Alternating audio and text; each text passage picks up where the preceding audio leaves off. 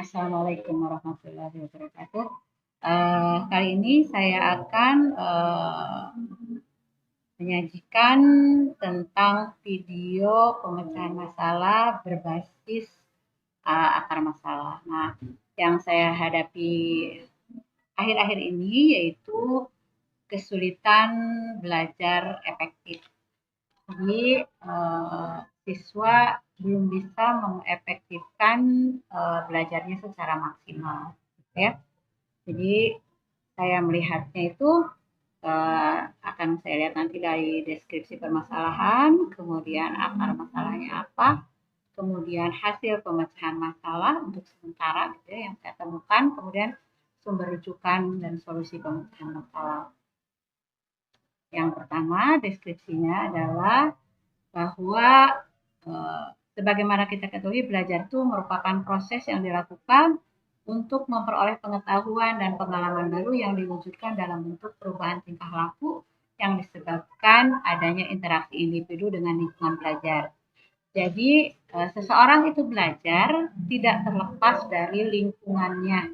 Jadi tidak terlepas dari interaksi antara si pembelajar itu dengan individu lain yang memang lagi belajar. Jadi kalau kita mau belajar berarti harus mau berinteraksi dan harus mau melakukan interaksi dengan lingkungan belajar yang lain. Nah itu ya. Yang pertama itu kemudian siswa itu sudah berusaha untuk mendapatkan prestasi maksimal. Guru juga sudah mempunyai tujuan yang sama untuk menginginkan agar siswa paham dengan apa yang disampaikan, sehingga siswa mendapatkan prestasi yang bagus. Nah, itu antara siswa dengan murid itu sebetulnya sudah punya tujuan yang sama, sebetulnya, secara garis besar. Kemudian siswa diharapkan menerapkan belajar yang efektif sehingga dapat mencapai prestasi belajar yang optimal sebagai salah satu tolak ukur keberhasilan dalam proses belajar. Nah, ini yang susah. Jadi siswa itu kurang bisa menerapkan belajar yang efektif gitu ya. Kemudian banyak siswa yang telah belajar dengan giat tetapi hasilnya tidak sesuai dengan yang diharapkan. Jadi sekolah tiap hari, kemudian mengerjakan tugas, tapi di saat kita melakukan tes nilainya belum optimal terus, gitu ya. Karena mungkin saja belajar yang dilakukannya itu caranya itu belum efektif, gitu. Banyak siswa juga yang kurang memiliki kemauan untuk belajar dan kurang kemauan untuk meraih keberhasilan atau prestasi belajar. Jadi selain ketidakefektifan dalam belajar, mereka itu agak sulit untuk semangat untuk ada juga yang belum semangat untuk belajar. Mereka kadang-kadang hanya belajar pada saat mau ulangan, terus belajar seadanya, ya itu permasalahannya. Kemudian akar permasalahannya apa? Nah ini akar permasalahan yang saya hadapi sekarang ini adalah penyebab kesulitan belajar pada siswa adalah penyalahgunaan smartphone di kelas. Memang kemajuan teknologi itu sangat berperan dalam proses pembelajaran. Teknologi diciptakan untuk mempermudah segala kegiatan manusia, termasuk adanya smartphone, ya, agar siswa mampu menyesuaikan diri dengan keadaan lingkungan sekitar dan perkembangan zaman. Jadi kalau smartphone itu dipegang oleh orang yang smart, memang sangat berguna sekali, gitu, supaya bisa kita itu bersaing dengan yang lain, kemudian menyesuaikan diri dengan keadaan lingkungan, kemudian dan kita mengikuti perkembangan zaman. Tapi penggunaan smartphone yang salah itu sangat mengganggu keefektifan dalam belajar sebetulnya. Ya.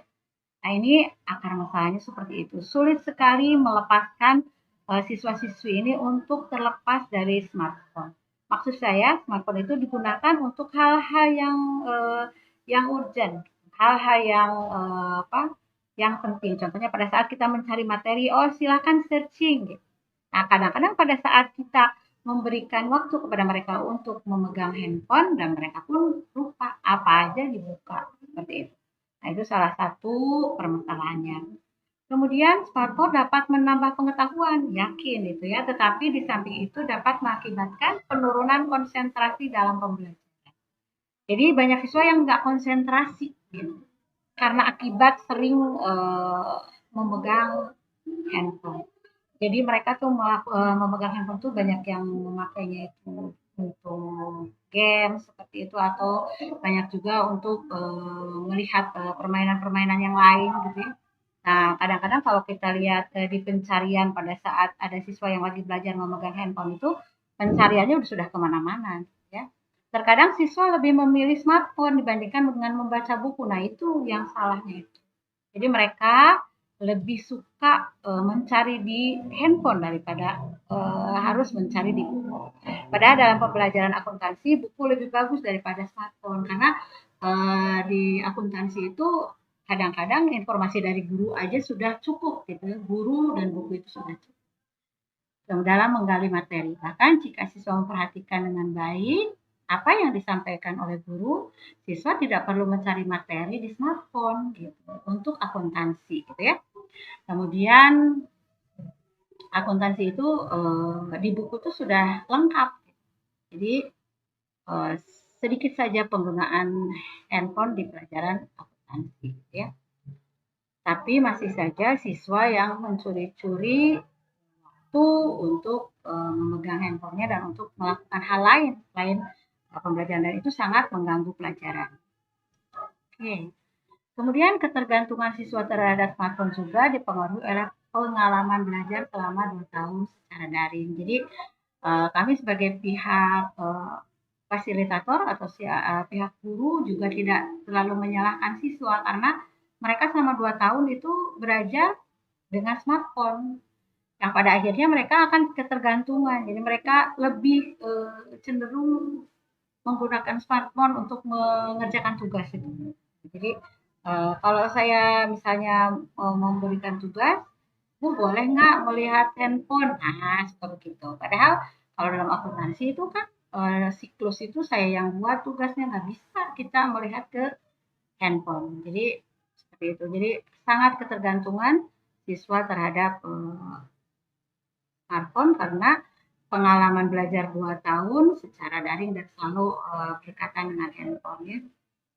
Kemudian hasil pemecahan masalahnya, saya mencoba untuk mengalihkan perhatian mereka dari smartphone ke buku. Jadi saya mengefektifkan pembelajaran melalui buku siswa. Dan saya meminta dengan kepada siswa meminta dengan sangat untuk menyimpan handphonenya di tas selagi tidak diperlukan. Kemudian, saya memberikan waktu kepada siswa yang sudah mengerjakan tugas untuk melihat handphonenya sesekali. Tapi di saat siswa belum selesai mengerjakan tugas, handphonenya masih tersimpan di tas, tidak boleh dipegang. Kemudian yang kedua adalah pemberian materi yang tidak terlalu banyak, tetapi siswa dimaksimalkan untuk bisa mengerti. Nah itu. Jadi saya itu menjelaskan dulu semaksimal mungkin, walaupun materinya sedikit-sedikit, yang penting siswanya mengerti. Supaya mereka teralihkan dari keinginan untuk membuka handphone, kemudian mereka konsentrasi untuk membuat tugas. Yang ketiga, pembatasan penggunaan smartphone dalam pembelajaran. Nah, seperti yang tadi saya bilang bahwa saya memaksimalkan buku dan memaksimalkan siswa untuk bertanya ke saya daripada harus melihat ke smartphone. Karena kalau melihat ke smartphone mereka itu kadang-kadang mencari apa tidak mencari materi. Nah itu solusi permasalahan untuk sementara ini yang saya lakukan. Kemudian sumber rujukannya saya baca ya dari buku, gimana nih dari buku cara mengatasi anak yang kecanduan smartphone. Saya baca-baca, kemudian saya terapkan di kelas. Kemudian juga saya berkonsultasi dengan guru yang lain yang memang mereka pun kebanyakan keberatan dengan penggunaan smartphone di kelas. Jadi bagaimana nih guru yang ini cara menanganinya gitu. Nah, itu dipadukan. Dan pada akhirnya alhamdulillah sedikit demi sedikit tapi tidak semuanya, sedikit demi sedikit penggunaan atau curi-curi melihat handphone di kelas itu sudah jarang sekali. Jadi mereka konsentrasi mengerjakan pekerjaan tanpa melihat handphone itu sekarang sudah agak mendingan. Pada saat pertama pembelajaran tatap muka itu, mereka itu selalu handphone itu di tangan mereka di bawah bangku.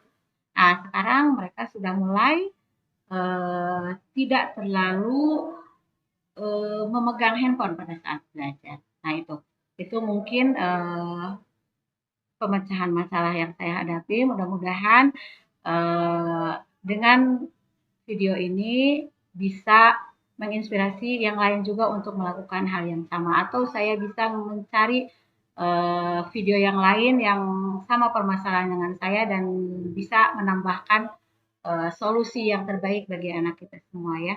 Assalamualaikum warahmatullahi wabarakatuh.